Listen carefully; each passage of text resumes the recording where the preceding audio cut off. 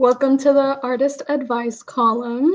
So, hmm this wonderful Artist Advice column is where we have one on one conversations with artists and we talk about their process, their artistic process. We also cover topics about managing your art business.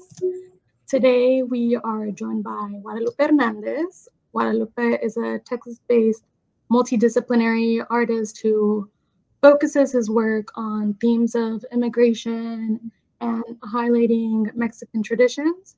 Guadalupe has been awarded the Nest Heritage Craft Prize for preserving the Mexican folk art of papel picado. He has exhibited his work in exhibitions at various museums and galleries, such as the Chicano Park Museum in San Diego, Presa House Gallery in San Antonio, the Contemporary Arts Museum and Lawndale Art Center here in Houston. His works are also in the permanent collections of the Meji Arte Museum in Austin and in the City of San Antonio Public Collection. Thank you for joining us, Guadalupe.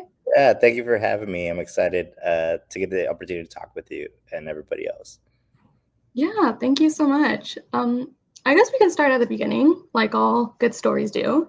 So tell us a little about yourself and your artistic background. Yeah, for me, I think whenever it comes to my background, I really have to go back to my childhood. So, growing up, my family moved from San Miguel to Pleasanton, which is like south of San Antonio, and art was not really something that like I thought about. But I remember whenever I was a kid, uh, one of my brothers kind of like came home from school and he had a drawing that he had done of my brother's truck. And so that's something that we had never seen before. And whenever we brought it home, we were like, whoa, this is so cool. It was just like something that really got me and the brother closest to age to me, Pedro, really excited. And so it kind of like started this interest in drawing. And what we really were drawn to was lowrider art. So back in the day, there was a magazine called Okay. Lowrider Art. And so we would really just like sit around the kitchen table and we would try and like replicate the drawings that we would find in magazines. Mhm. And so it was a lot of like cars, roses, sad Yeah. clowns, happy clowns, Yeah. that type of imagery. And so that really kind of started like this like desire to draw. And my other brothers drew as well. So as the youngest one, I was always trying to kind of like play catch up. But in a way, it really kind of um, in a way like started this desire to create. And as the kind of like the years progressed, I got a little bit better. Um, and then whenever I got to high school, I really where I guess I would say I started taking it seriously, just because there were so many options in the school that I was of having different Mhm. art classes. And I remember whenever I was graduating high school, I didn't really think art was a possibility. Um, and my art teachers were like, "Oh, you say you're not going to study art, but eventually, like, you're going to find your way back to it." And I was like, "No." And for me, it was really kind of one of those things where I Mhm. didn't see it as like a sustainable practice because I didn't Yeah. see, I didn't see, you know, many artists who looked like me who were Mhm. actively producing it.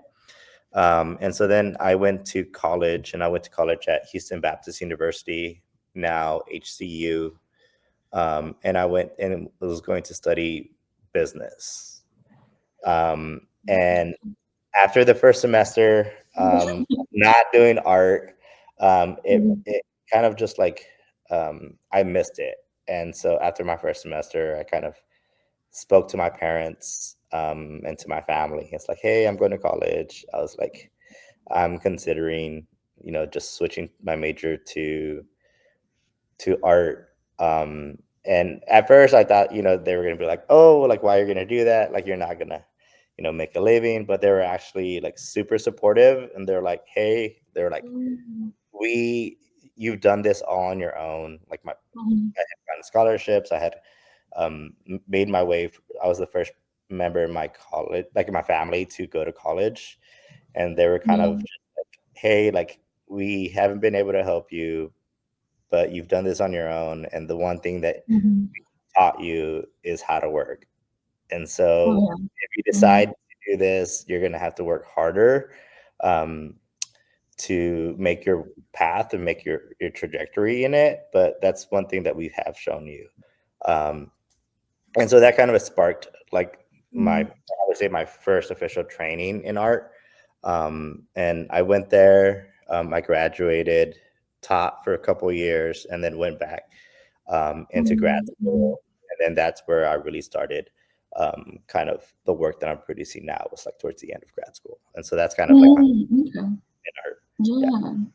Wow, that is such a interesting story. I feel like it resonates a lot with like a lot of Latinos, Latinx people Mhm, because it's almost like the same story that we hear all the mhm, time. But I'm glad you got to like make something out of it and like push yourself and again like have that like work ethic to keep on going with it and be where you mhm. are now.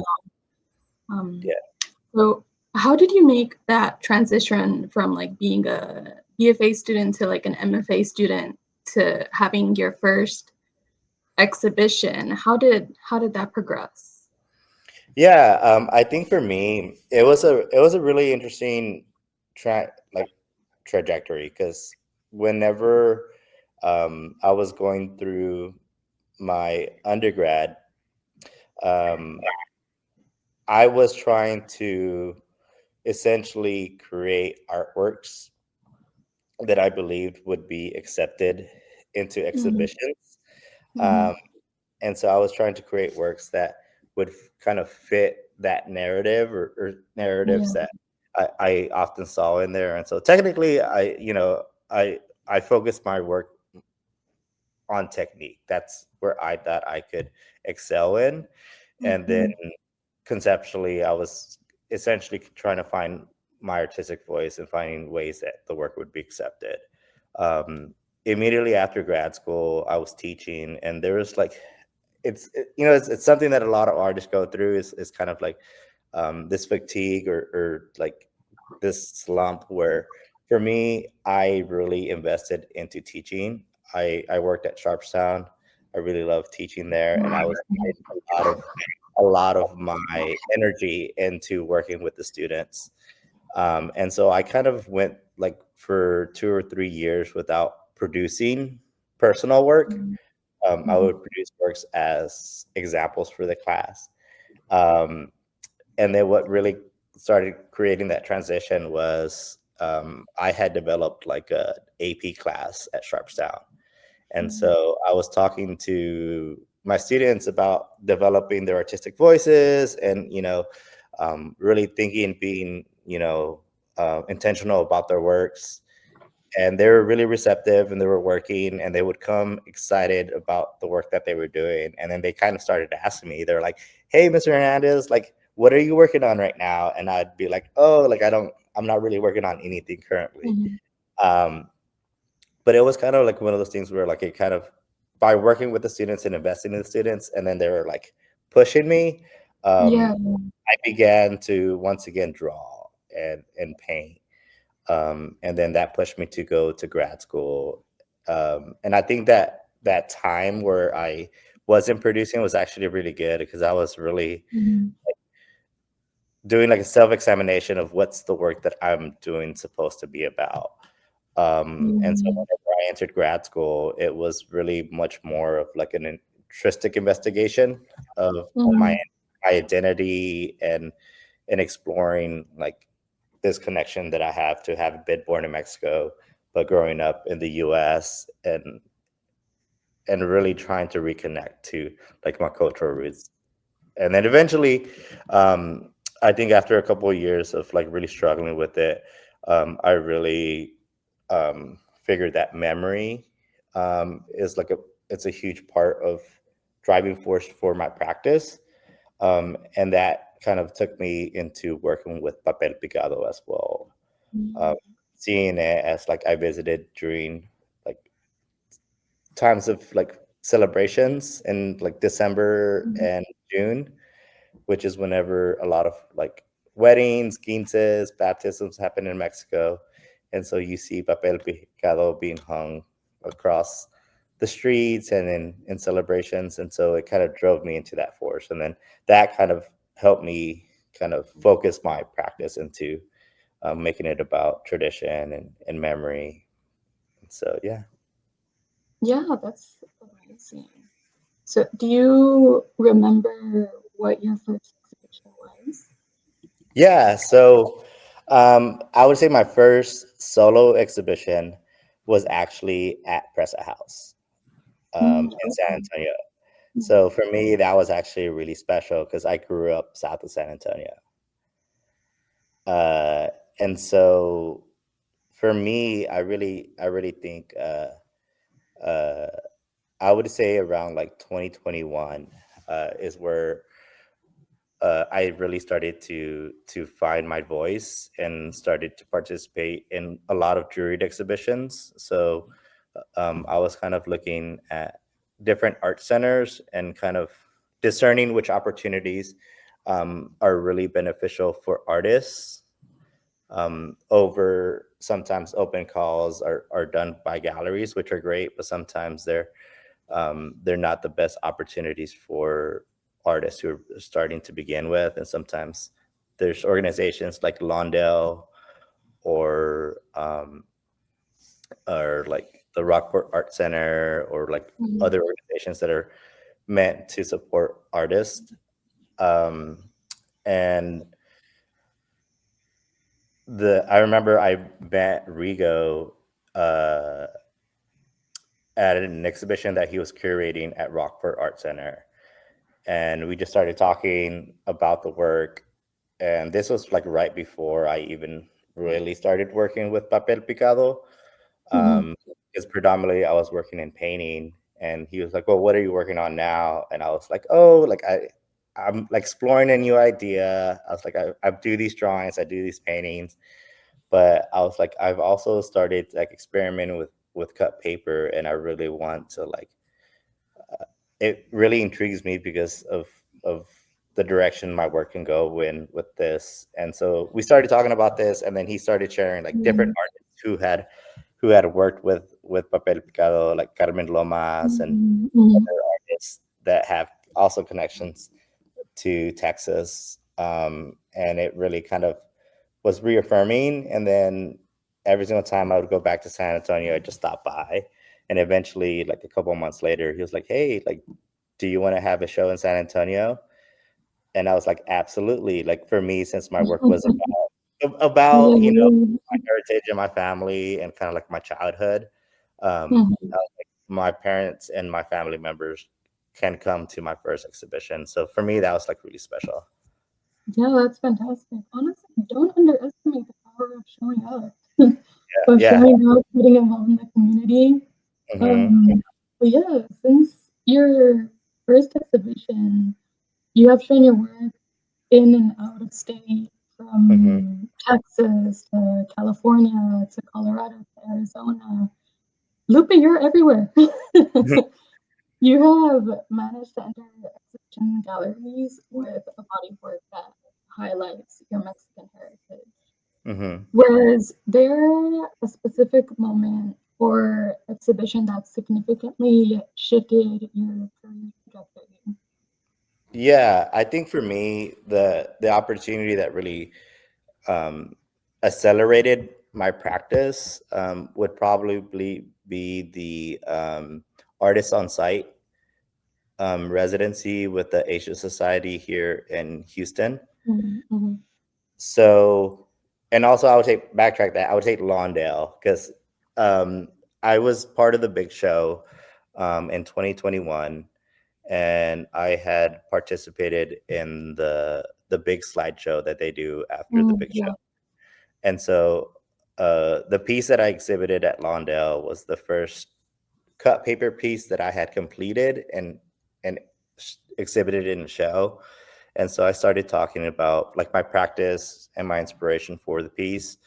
And one of the artists that was currently participating in that residency was there, um, and she listened to it. And so whenever Bridget was asking for recommendations for the residency, we had never spoke before, and they were like, "Oh, like I went to this.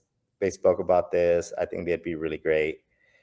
And so they connected me to Asia Society, and for me, that was, I would say, really pivotal, because at that point I was essentially like tiptoeing, doing papel picado. Mhm. And during that residency, it really gave me like the time and space to be like, okay, if I'm going to work with papel picado, I want to really pay homage to its history and its craft, and all of the cultural context that it entails. And so I decided that I was going to shift from using the X-Acto blade to using the leather punches and the chisels. Mhm. And so throughout the 6 weeks, it was a lot of like self-discovery and learning about the process, because the process is very straightforward in terms of create a template, use the chisels, punch out the template, but it's kind of learning the techniques of like how close you can put things together so that it stays connected, and how many pieces of paper can you punch through at once, and then how do you adhere them to the yarn and they stay on there. And so throughout that residency, it was really accelerated because I was there every day and really just um, working through ideas of how the work can be exhibited. And then I think from that point, it really transitioned my work by just diving deeper into like the traditional craft. And then I think other people who may have not been familiar with my work, because of the reach of Asia Society, began looking into what I was doing in my practice. Yeah, that's fantastic. I would definitely many other projects. Hmm. The city of East Aldine as well, that humongous sculpture. Can you tell us a little bit about how that progressed? Yeah, absolutely. So that one also was something that kind of, for me, I always like to say I kind of have like a million things that I want to do. Um, and the idea for moving my cut paper piece into much more sculptural pieces really came from my time at Asia Society, where I had produced these larger cutouts and had light projecting onto them, and it kind of cast shadows. And so multiple people were coming. They're like, "Hey, like you should really consider making these much more sculptural and laser cutting them." And next door to me at the residency was Benny Ansel Flores, and she was like, "Hey, like you should like go to TXRX Labs," because she had gone there to use Mhm. it, and she's like, "They have like these laser cutters, these plasma cutters that you can cut anything." And so during that time, I actually went there and took some classes and kind of started experimenting with different materials and cutting them out. Yeah. Um, and then eventually, what I ended up doing was I ended up speaking to one of my former professors, because she had participated in the True North sculpture trail. Mhm. And she told me that I should apply with an idea. And so I had applied to many proposals. A lot of times, proposals are really scary because you don't know exactly Mhm. what is expected of, because Yeah. very few open calls kind of have a template or an example of what a proposal could do. Um, and I really just talked to them, and I was like, "Hey, like, what should I put in the proposal?" And they were like, keep it very simple, and straight to the point. And they're like, and more than anything, you just need to um, make sure that your idea is concise and that you demonstrate that you're capable of executing your proposal for the sculpture trail. And so for me, what I did was I kind of like did that. I provided like templates. I digitized essentially my work with Illustrator, and then I like showed an example. So the piece of like 8 inches by 8 inches of metal that I had cut out at TXRX Labs, I demonstrated where it was in the design. So I showed that it'd be possible to cut out the design out of metal, and eventually they accepted the proposal. Um, and then it was really scary at first because I was doing this all on my own.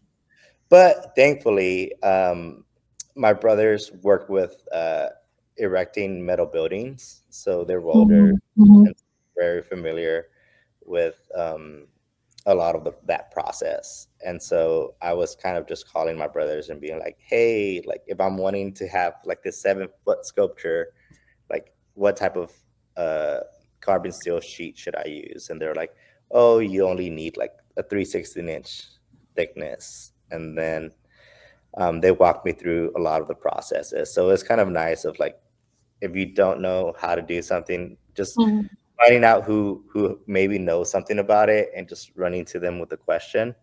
And eventually I produced that piece, and the way that East Alding came about was um, they were doing like field trips across Houston to see how public art looked in different parts of Houston. And one of the places that they were visiting was True North. And whenever they happened upon my piece at True North, it's this fuchsia papel picado sculpture. And a lot of the board members on the art committee were impressed by it, and they, given the demographic makeup of East Albany, they believed that it would be like an appropriate um, like inspiration for a piece that represents the community. And so they started a conversation with me in terms of like, "Hey, like come check out this. We have an idea for a project." And at first in my mind, I thought it was going to be like something of a similar scale, if not a little bit larger. Never in my mind did I fathom that it would be a 30-foot sculpture. And so just through some conversation and really working with other people who are a little bit more knowledgeable, like once they showed interest that the project would be feasible, um, I ended up connecting with Metal Lab Studios here in Houston, and they really helped me with like the proposal and the engineering and project management. And then they really made it super easy to where I was doing the art stuff and they were doing the heavy lifting, because it was the technical, yeah yeah yeah. But it kind of took creating that first piece on my own and taking a risk on it. And then eventually, somebody saw it and it just resonated with them, and it led to something else. Yeah, that's fantastic.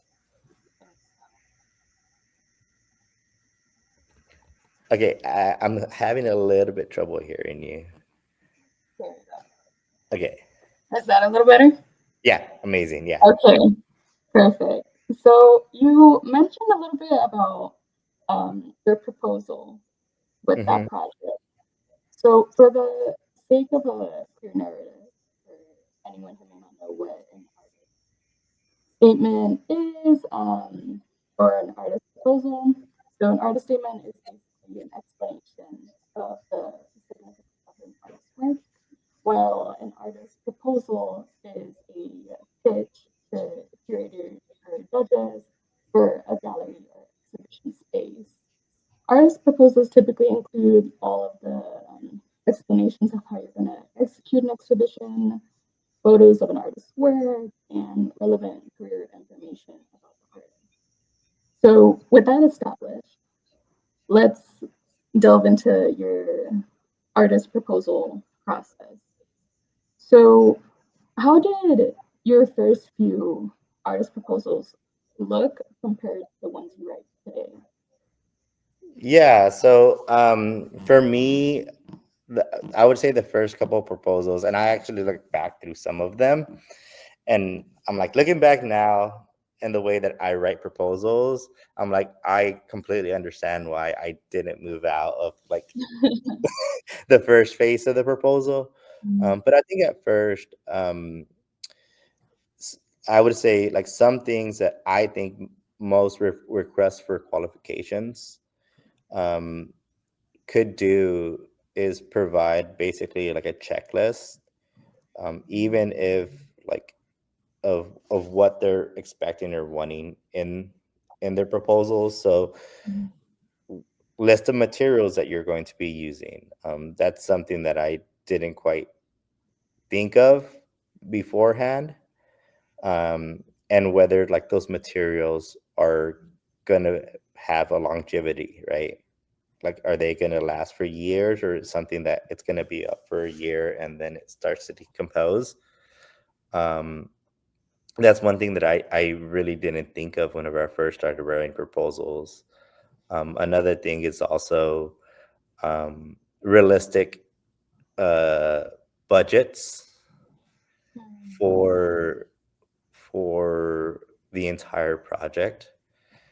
And so I think whenever I first began writing proposals, um, I was applying to these positions of like, I just want the project funded. And even if I'm exerting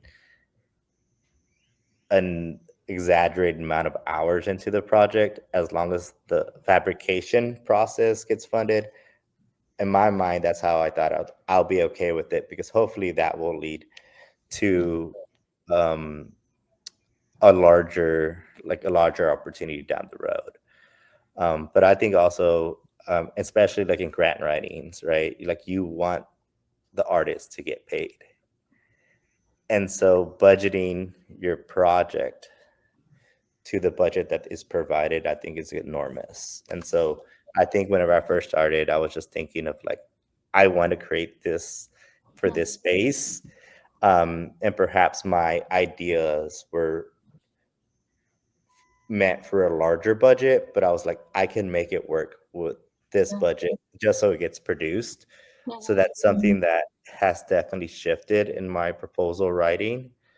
Um, and then also just in general, like I think um, just feasibility of what the project is, and so even just like looking for um, I would say like fabricators or subcontractors. So if you're gonna do paint, like what type of paint are you gonna use for your project, or the cost of the actual materials is not something that typically most people think of for something larger. And then also it's just those are some things that I didn't think of like at the very beginning. Um, and I was focused more on like the story of yeah, of the project or mm, the sculpture. Um, and now looking back, it's like as somebody who's also been on some panels, like you do want to have some confidence that um, the story is impactful for the call, but also mm, that um, you have some confidence that the artist knows what they're getting into. And yeah, so for me, it's like over time, and I think that's why I also started by doing smaller site specific projects or site specific installation, because mm, as I did them more often, I knew exactly um, how long it would take me, or how many man hours, or how. And so I think that's one thing um, about those projects. But I also think also like looking at like what the target audience for those calls would be. So I think one thing that shifted, at least for me, also was looking at calls that were designed for emerging artists or artists who Mhm. hadn't had a public art installation. So U of H had a program where they would um, be looking to help artists create their first public installation. In the U of H School of Art, although I didn't get it, I was able to make it to the final phase, and that was like my first final phase of a public art call. But it was also just like knowing that this is for somebody who may have not done public art before. In the same way with True North, although they have very established like Texas sculptors participate, every round they do look for somebody who hasn't done public art, but their work very much leans into sculptural or public presentation of work. And so I think also my method of applying for calls shifted whenever I realized that I should be applying for these calls that are designed for people who perhaps don't have as much experience, because then they're going to be much more willing to give you an opportunity. Yeah, yeah, exactly. You guys have to go for like essentially what is designed for you, like at the state where you're at the moment.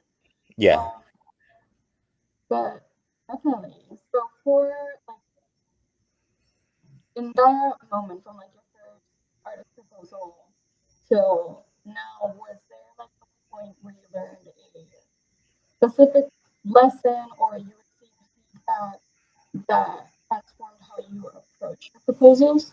hmm Yeah, I think for me the first thing that I um, did was like I think that first Truth North one I learned a lot, um, because my mentality was kind of like, hey, like there's a $2,500 stipend. I'm like, this is going to um, offset the cost. And I had in my mind an idea of what the costs were going to be. And as I Mhm. started to produce, kind of saw like all the other things that also you don't anticipate for. Mhm. And so for me, kind of the way that it shifted is actually making something at a smaller scale at some point, just so that you can practically move in. So like almost like a maquette would be really, really great for people, because then whenever you're writing proposals, like you're aware of some of those things that you need to take into consideration, because things are going to come up. Yeah, definitely. Yeah. So then how has can you like give us like a little walkthrough and how your current proposal process goes when you're approaching a new exhibition now that you have already completed ones before and been accepted to many exhibitions? How how do you approach the proposal process? For me, I look at a couple of different things. So um, with the work that I am creating, um, the I would say there's certain limitations that my work has into transitioning into public art.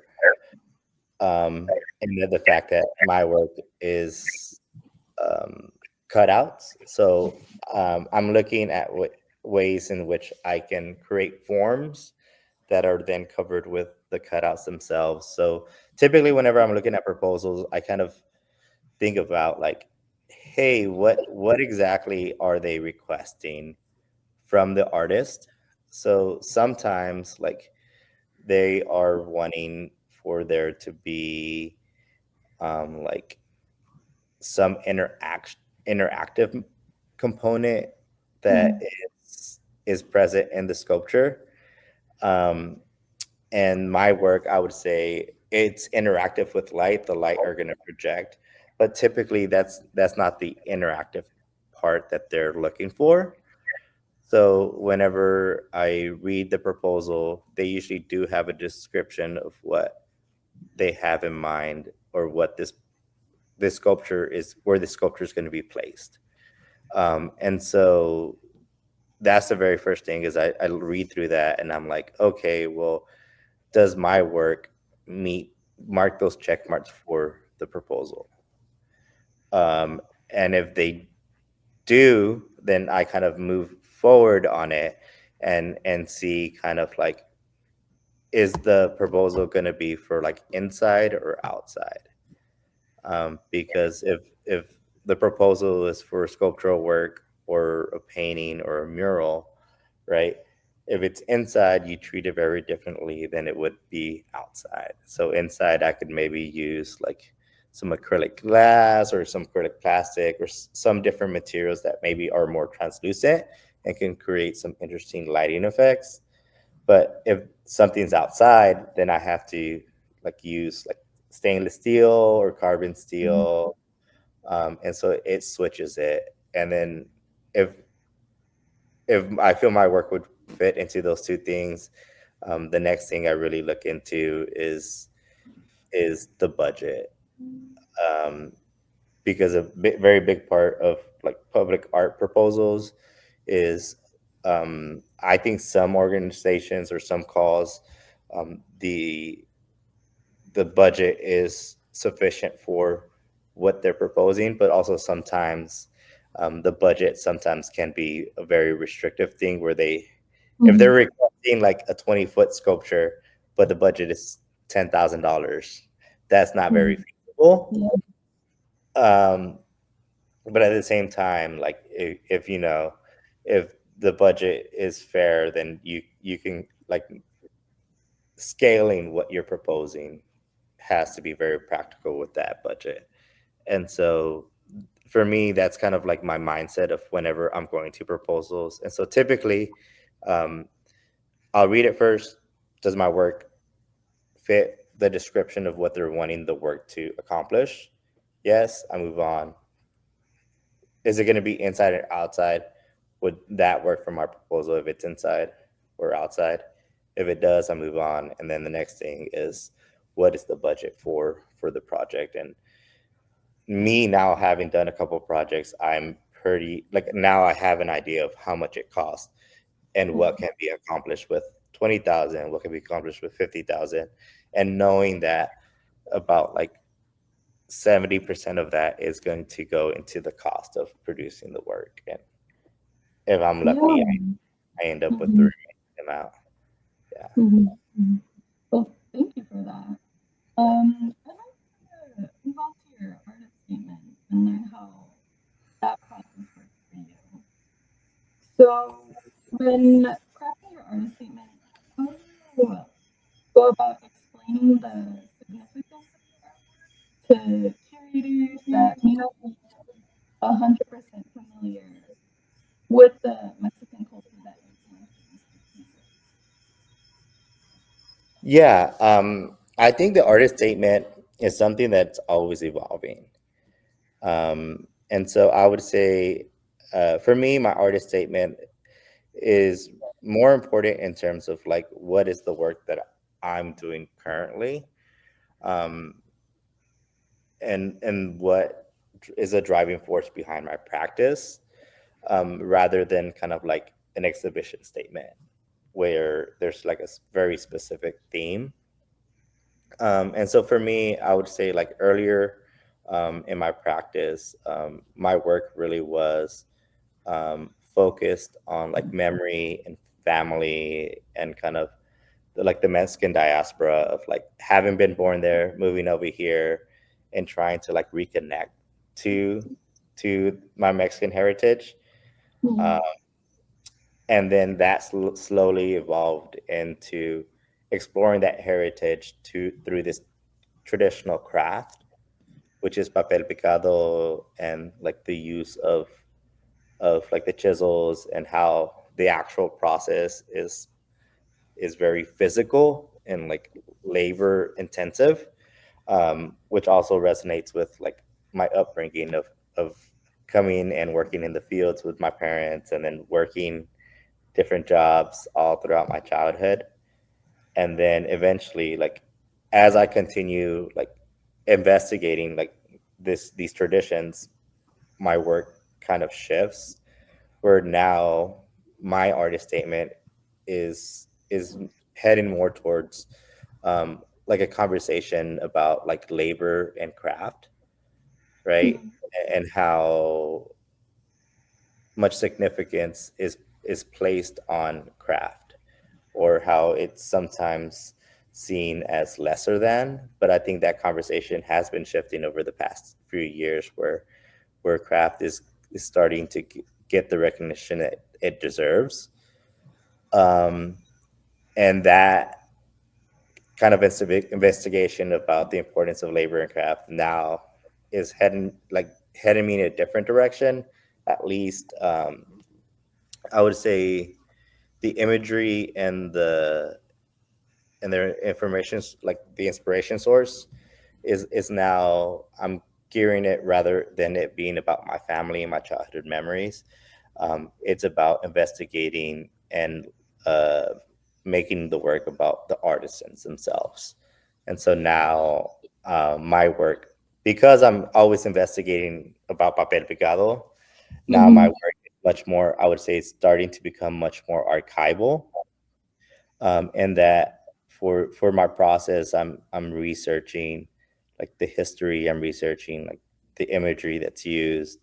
And even more recently, I've traveled to San Salvador to meet the artisans and Mhm. have conversations with them, and hopefully within the next year or so begin to like interview and record those conversations with them, and creating work inspired by those conversations, and also in a way recording their knowledge that they have and their Mhm. generational stories, and finding ways to collaborate with them. So like I would say my artist statement is ever evolving, and Mhm. it kind of every single time that, but it's all driven by this desire of like reconnecting to my cultural roots, having been moved here at an early age. And by doing so, it's like the more I'm in working on it, the deeper I dig into these topics. Yeah, yeah, that's fantastic.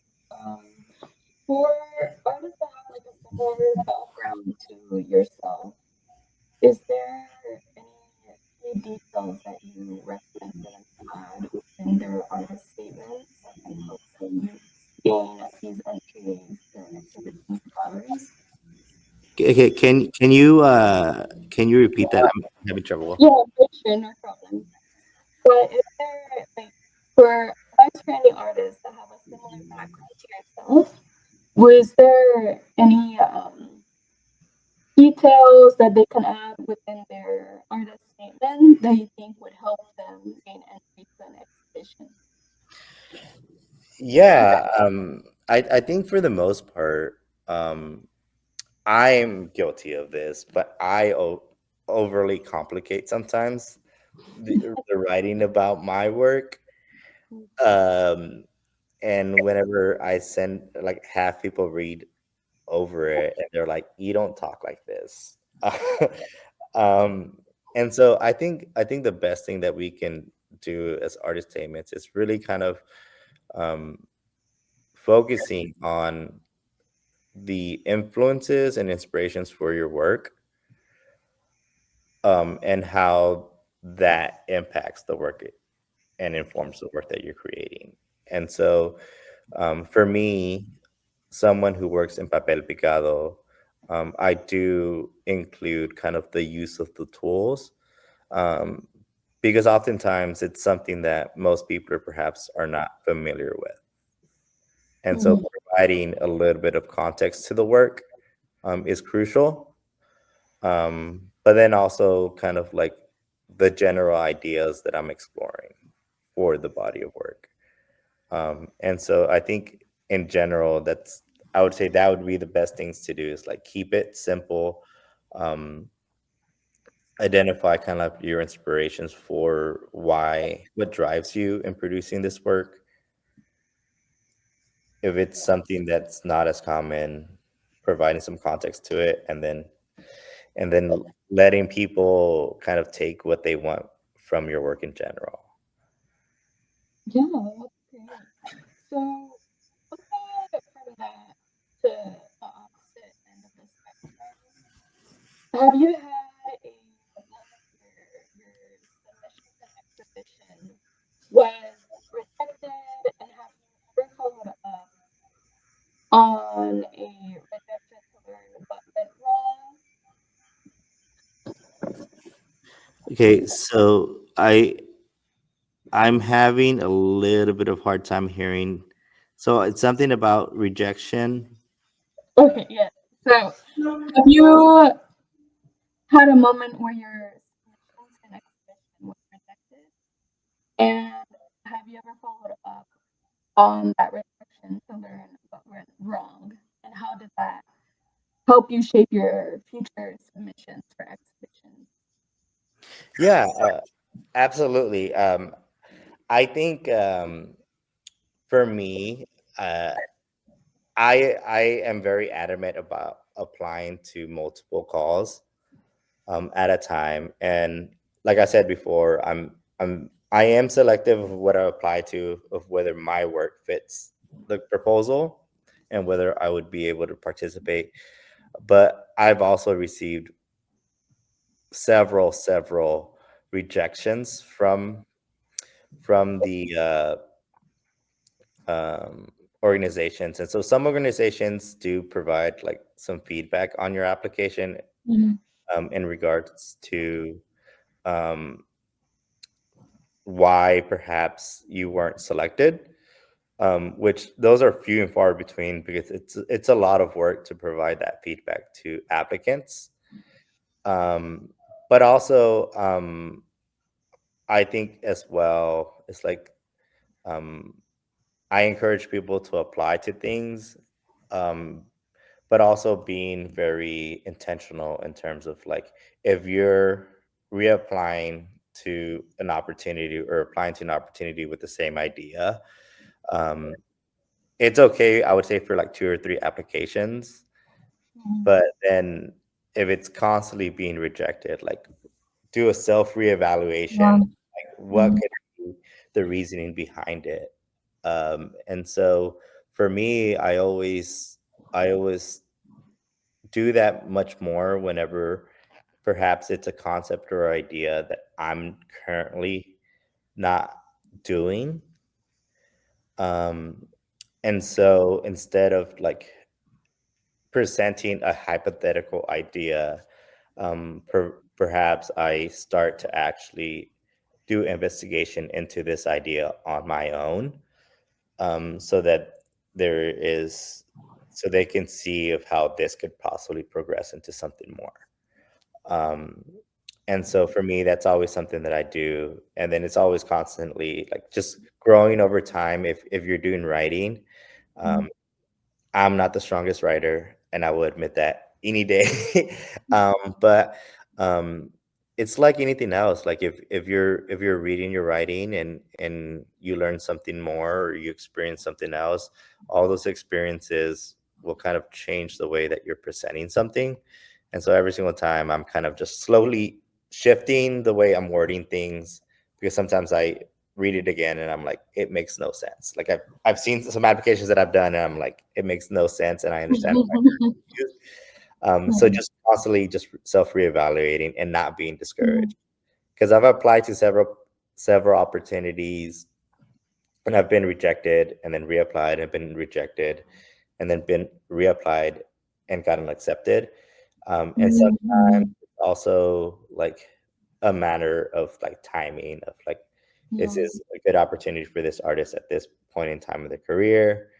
Or there's just a lot of different things that Mhm. could be the reason why. So I would say just don't be discouraged if you don't receive an opportunity, and try again. Yeah, that's fantastic. So basically, stay consistent, Yeah. reevaluate if it doesn't work out. Yeah. Um, yeah, but since then, you've had any exhibitions. Has the growing acceptance of your work affected how much cultural content you need to explain within your statement? Yeah. I think that definitely, um, has shifted where like I believe that the cultural context that I provide for my work more and more is done in a much more practical sense of like a huge part of my practice um really comes from like workshops that I conduct with like community centers or schools or museums where I teach people about the history of papel picado as well as like the traditional approach to making it, and then they also participate in that process with me. Uh, Mhm. but I think as I'm moving forward in terms of like the artist statements and stuff like that, it's much more about what I'm investigating rather than the process itself. So like whenever I created the series of Con Cariño, um, the context that I was providing um, for the work itself was more about the story of my parents and their sacrifices that they made um, to provide a better future for us. And I believe that was much more important to that body of work than constantly having to speak about the process itself. Yeah. And so then currently, right now, I'm also working on another project for the project wall, and uh, it's kind of more about the Virgen de Guadalupe and like the synchronization of the indigenous beliefs with the Catholic Mhm. um, conversions. Yeah. And how that event really kind of also shifted the creation of papel mate and gave Mhm. birth to papel picado. So for that, now it's shifted more about that context in there. So it's like in terms of whenever I'm writing, I really am feel like I am expressing less about the techniques and everything else because I do that in a different form, and now I feel like I don't need to provide as much context about the process as much, rather than the intention for the show or the work itself. Okay. Yeah. So as we're getting to the almost close to the end of our interview, so we want to leave with some parting advice for anyone in our audience. So is there any advice you would like to give to artists looking to take on exhibition submissions for the first time?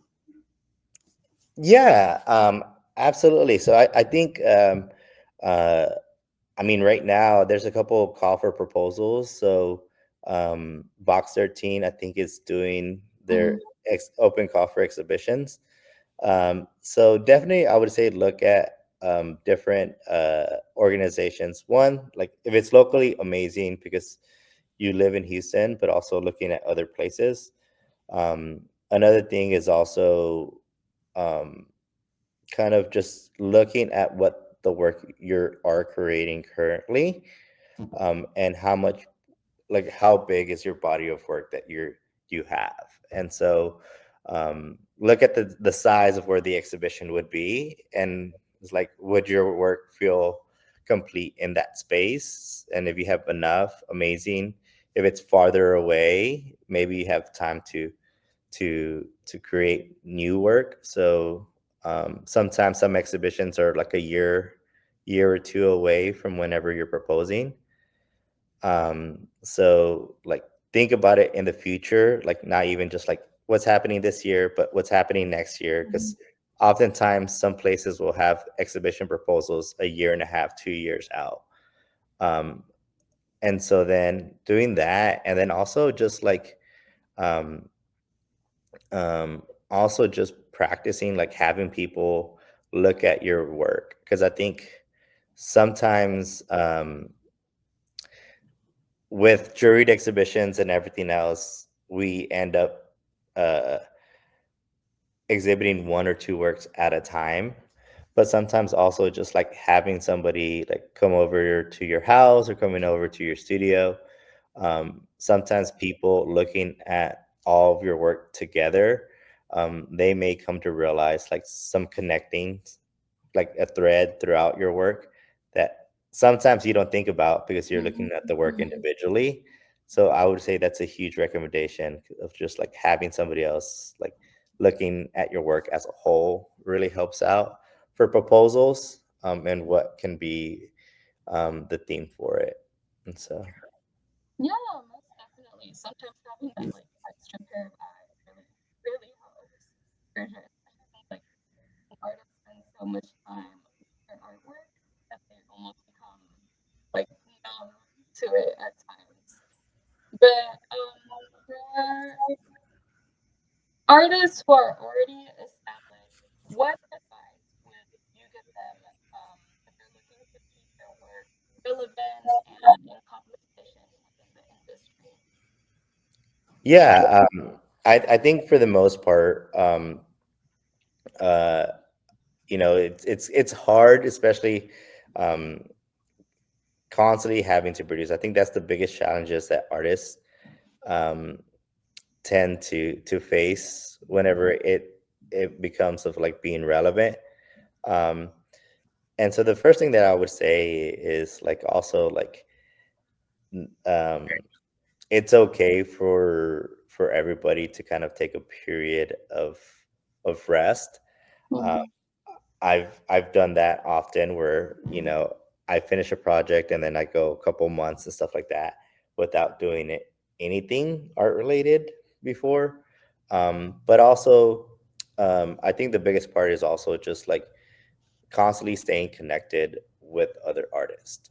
I think the biggest thing is always just being there for people and exchanging ideas, um, because that's really how some of my best work or my best ideas have really been refined, is just like talking to somebody, and whenever you're able to talk about what you're working on with somebody else, um, it really helps you kind of mature those ideas.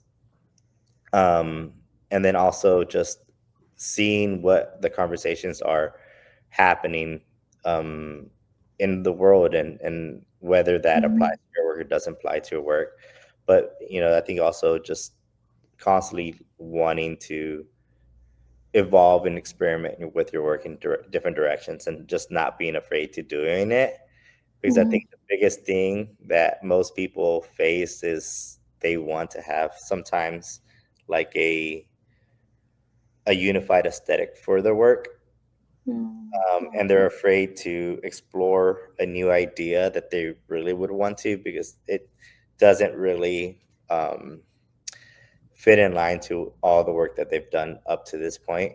And so for Yeah. me, even that was the scariest part for me, of like doing painting and then doing cut Mm-hmm. paper and then doing sculpture, which they're all very differently. But for me, they're all emerging from the same inspiration source, and so Mm-hmm. they're all Mm-hmm. connected. So I know that can be scary. Yeah, yeah, definitely. But thank you for all of your advice. So, lastly, what can we expect from you in the future? Okay? What's your Uh, vision? yeah. So more recently, I am currently working on the Moody project wall at Rice University. So I'll be working with some students from Rice to create an installation on their project wall at the Moody Center. So that opening is on the 3rd of October. So I'll be unveiling some new papel picado pieces that I've been working, Okay. and also incorporating some new uh, additions to what my work could look like Mm-hmm. with the help of the students. And so the students will actually be a huge contribution to what the installation looks like. So that's happened recently, and then um, hopefully, I can't share much because it's not public knowledge yet. But there's a Oh, it's exclusive.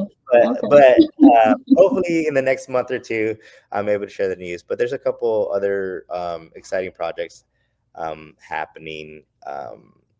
So I'll share more of that whenever I'm able Okay. to. All But right. Sounds great. yeah. So where can we find you on your socials? Give us Uh, your at. Yeah, for me, I'm really active on my Instagram, so it's Lupe Hernandez _art. And then also on my website, which is Guadalupe Hernandez art.com. And so um, on there, I kind of have a larger body of work, a little bit more organized. And then the Instagram is just a little bit of everything.